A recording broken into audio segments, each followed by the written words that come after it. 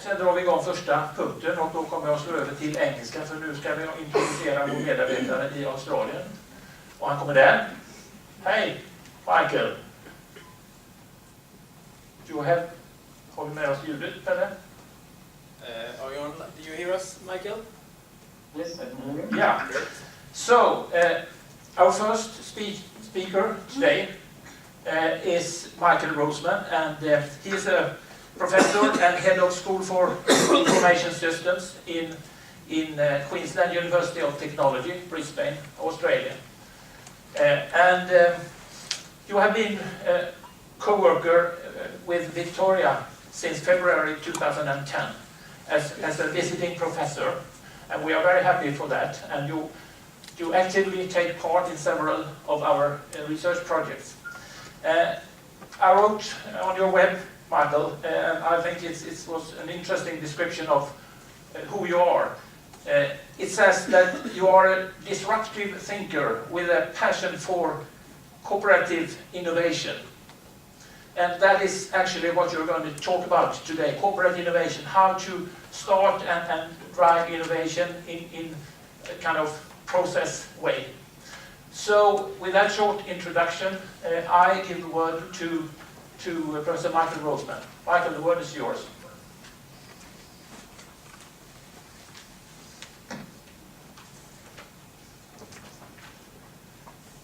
Hang on, Michael. Jag ska bara byta bild och dra igång. Michael sitter alltså på sitt kontor och ni kommer att se på första bilden här så att hans kontor, först trodde jag det var vid Lindholmen han hade på bild där, det finns vissa likheter tyckte jag. Varsågod Michael. So Michael, the floor is yours. Thank you so much. I hope you can hear me. Good afternoon, everyone, and welcome from Brisbane, where it's 9 hours later and 20 degrees hotter. I apologize that I can't be with you, but it's the beauty of what I call the dual world. The world, but the physical world, where you're meeting right now, and the digital world, the channel that allows me to talk to you, coexist. And let me start with an example where the dual world meets. And if you can go to the next slide, that's the world where we hop in the white car. We work with a local car insurance company, and what you see here is a typical car driver in the year 2014. 24% of all accidents in Australia involved the use of a mobile phone. 4,500 people died in the US last year because of the use of a mobile phone. But this car insurance company tried to work out how to reduce the digital distraction and proposed an app that prevents the driver from texting and using their mobile device. But when they talked to the 16 and 17-year-old, they said, the main distraction in my life is not texting, but driving. Next slide, please. So what the 16 and 17-year-old want is get rid of driving, get rid of the physical distraction in my increasingly digital life, and take care of driving for me. So, what I want to do, next slide please, in the next 20 minutes, take you to two main items. The first one is the notion of revenue resilience, meaning in a world that is digital, we have to protect our revenue much more than saving costs. And second, I want to propose a digital mind as a way to create new sources of revenue. So, let's go to the next item, next slide. Let's talk about the age of automation. When IT came up, we supported organizations, we streamlined business processes. In the age of automation, it was about lean management, it was about Six Sigma, it was about the elimination of bottlenecks, queuing time, waiting time, and inefficiencies. We call this cost resilience. This was the birth of large enterprise systems and workflow management systems. Next slide. This is still an area where we see innovation. When organizations like UPS do not turn left in the United States, they save 90 million minutes every single year. They deliver 90 instead of 60 parcels because they don't have to wait for ongoing traffic.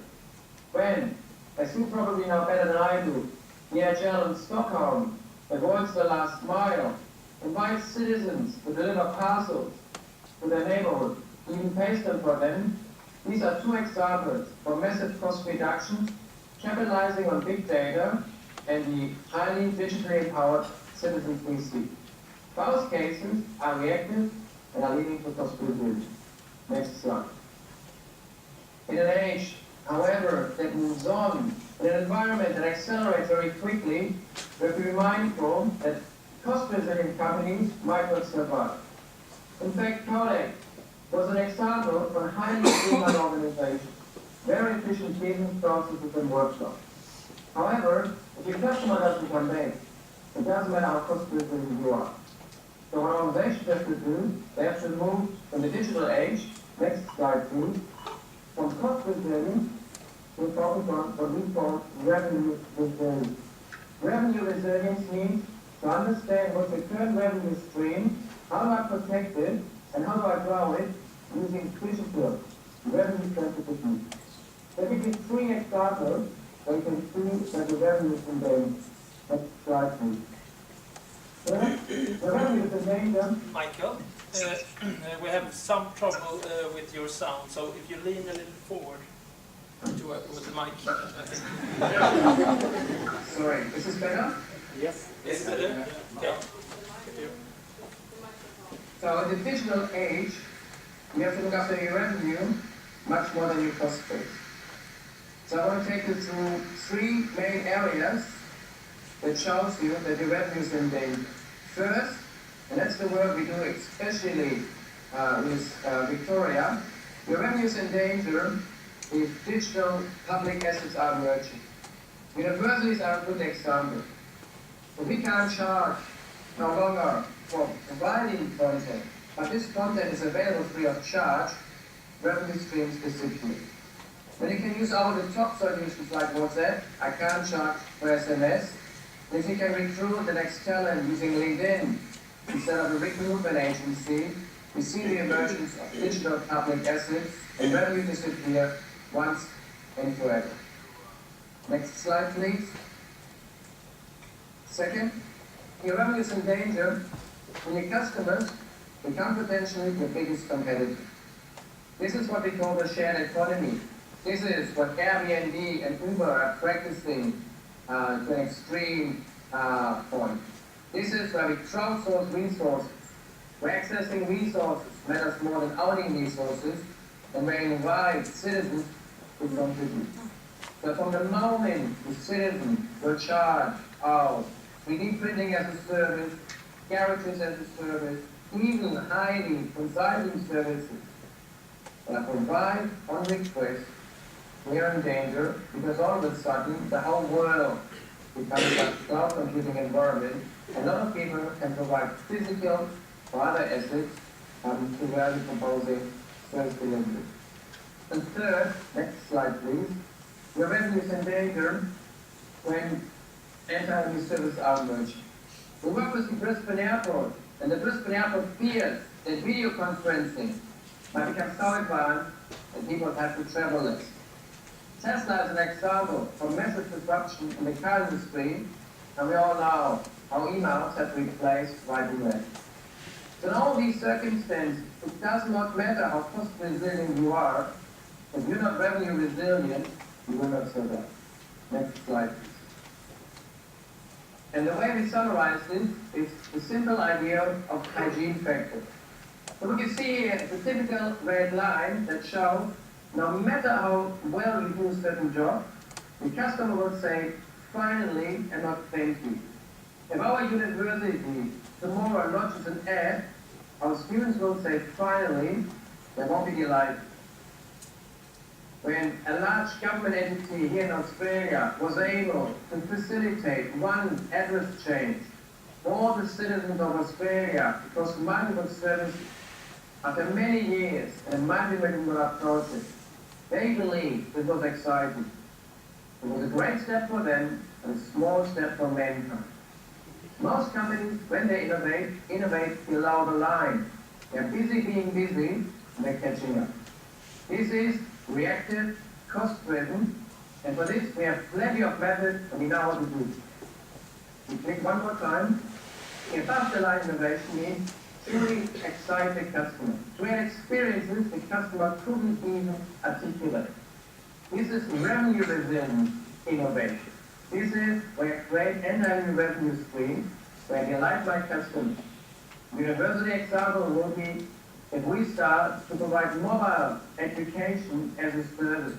If we become a lifelong learning partner. If we look after your educational well-being, we innovate above the line. We can't even articulate the demand for on-demand learning, but this is where we try to be ahead of the market. So these are scenarios where true innovation happens above the line and not below the line. The challenge of most organizations is, as I indicated, they're busy being busy.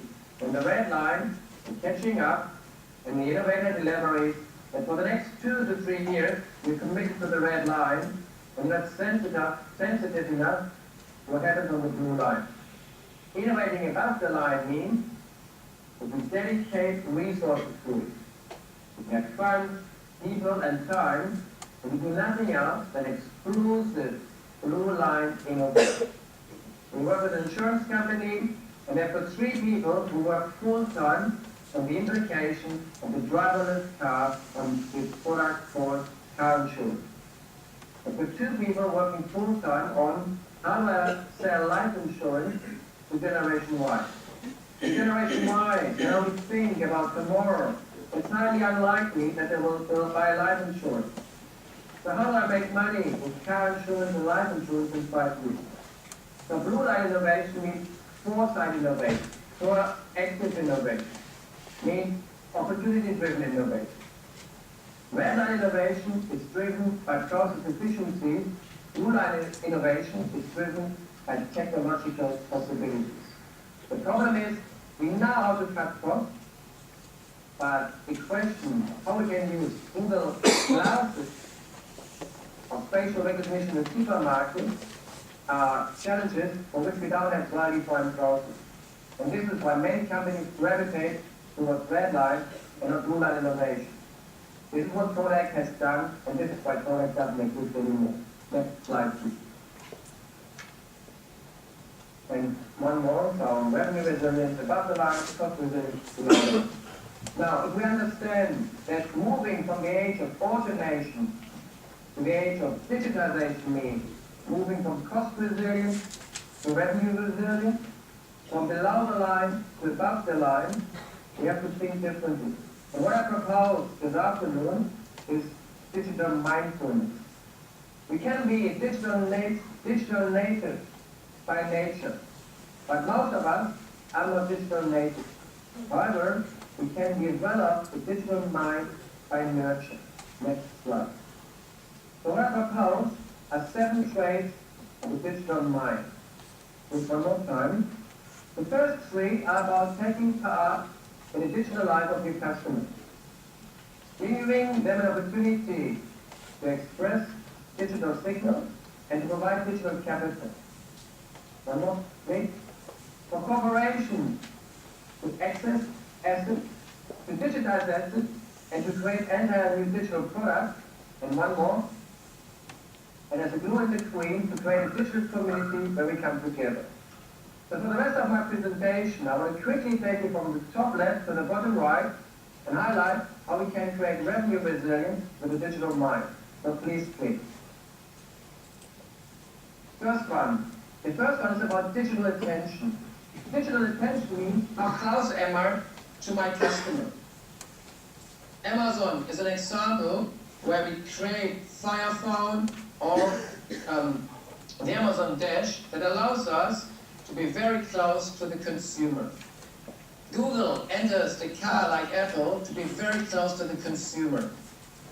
In the future, we compare and compete the share for digital attention like we compare the share of wallet. The closer I am when you open your digital frame, the higher the likelihood that I can generate revenue. Second item, next slide. Once I have a decent share of digital attention, it's about collecting digital signals. What you see on the bottom right is a device called Amazon Dash. Amazon Dash allows 2 things. You can scan with a barcode items that you want to purchase in your own kitchen, or it has a microphone. You can cook and say, I need chocolate chips.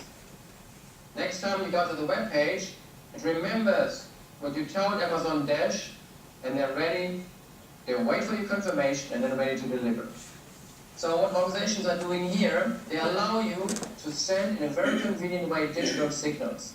This is like a car accident, when your car will send out details about the location of your accident, trying to forecast how severe your accident is to notify emergency services. And we believe in the future, data streaming might be as attractive as watching television, and there will be companies purchasing digital signals. The more digital signals I can collect, the closer I am to revenue opportunities. Third item, next slide. The next challenge for organizations is that the empowered customer will not just bring their own device, they bring their own data. So we have to be prepared for a world when our customers arrive with their own digital data. They want to use their own digital capital. If I'm flying KLM, I might want to insert my LinkedIn profile so I can select someone who sits next to me. When I'm using my very own bank, I can transfer money by sending it to my Facebook friends, and I don't have to remember any bank ID. And when I'm dealing with Airbnb, I can make sure that I'm staying with friends of friends of friends. So the digital empowered customer wants to bring his or her very own private digital capital. Revenue resilience means to allow customers to contribute their own digital data so they can create new, highly personalized value. I exclude private digital capital from my value generation, and I'm in danger to lose revenue resilience. This is an item that Kodak didn't possess. Kodak allowed me to take pictures and upload them. It didn't facilitate sharing them among my friends, a sign of a lack of digital revenue resilience. Next item, please. The digital community means to build entirely new revenue-protecting environments. What you can see here is a Thermomix, a $2,000 kitchen device that is cooking anything from creme brulee to pumpkin soup. Now anybody could attack this business model and create the same device for $1,000. What Thermomix is doing, they create a community where customers can exchange recipes. As a consequence, I'm locked in. I get value that goes beyond consuming a device. I'm part of a larger community. This is exactly the reason why we have one YouTube, one Facebook, one LinkedIn, and one Pinterest. These organizations get bigger and better at the same time. Their value improves with every new customer. Most companies don't work like this, don't think like this. Having a digital community around your products will allow you to lock in customers, to create additional value, and at least protect your revenue base. Next item, slide 5 in this context. From a corporate view, if I start to think like Uber or Airbnb, a digital mind will inform me and motivate me to invite consumers to contribute resources. I will try to create value not just by using private digital capital, but by using private assets. Just Park is an example where I can sit in my car, I press a button, and car parks will be sourced from private assets. And Uber delivers parcels in Manhattan using citizens, as you might know. And this is highly disruptive to postal offices and postal services in many countries around this planet. So the digital mind understands we don't have to own assets, we have to be able to access assets.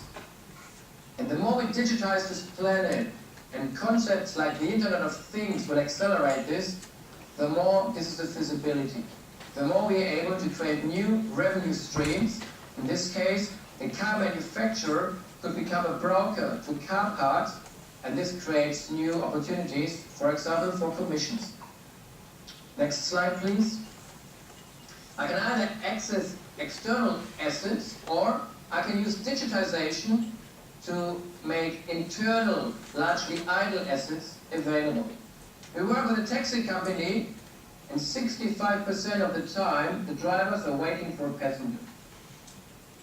It digital mind will try to find ways of how can a broker access to this idle time. This is like a call center on steroids, highly qualified, with a lot of local expertise, potentially a lot of different languages. When we work with Brisbane Airport, BAC, we don't longer streamline the check-in or boarding process, cost resilience. What we try to explore is how we can use the community of travelers, people waiting for departure to Hawaii or Singapore, and what sort of digital services could I broker and offer? So you can see it's a highly physical entity, an airport, considering how we can create entirely new digital revenue streams based on the advantage of being close to the community, in this case, the community of passengers flying. And finally, an airline would think about this in the way they have access to passengers. What else can I do besides selling Hollywood movies or food? One way is mobile education. So in all these elements, the thinking pattern is, where do I find idle assets? And the last and seventh item, next slide please, is about creating entirely new digital products.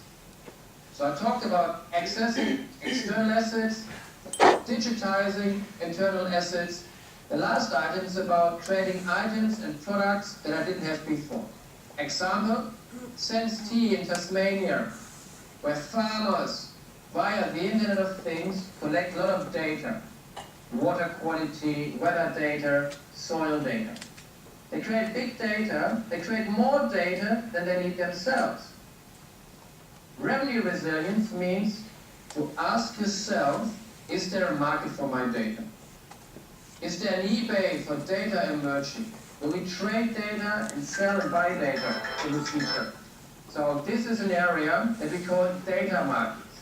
These are new digital products. And this is an additional revenue opportunity.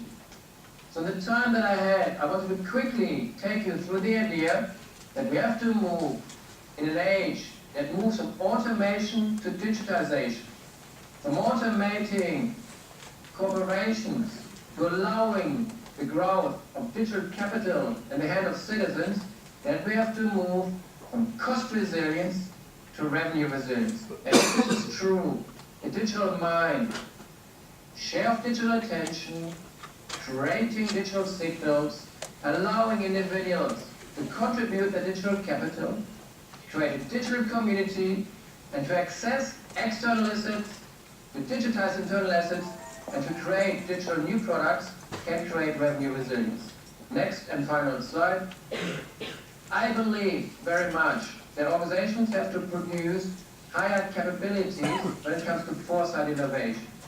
We don't know how tomorrow looks like, but foresight innovation will allow us to at least increase the certainty of our predictive abilities, the quality of future big data. There's no excuse to be busy being busy, and what we need to do is invest above the line to increase the organizational preparedness, and a digital mind, I believe, will take you through the years to come. Last slide.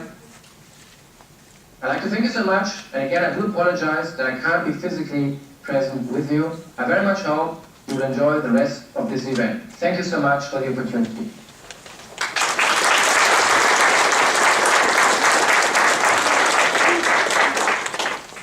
Thank you very much, Michael. Yes, I think that we do not take any questions. But, well, one question we have time for. So is it anything particular that you want to ask Michael about? Okay. So you will get an opportunity later on to talk to Michael. Now and then he's visiting Uruguay as well. So there will be opportunity. Thank you very much, Michael. Have a good day in Australia.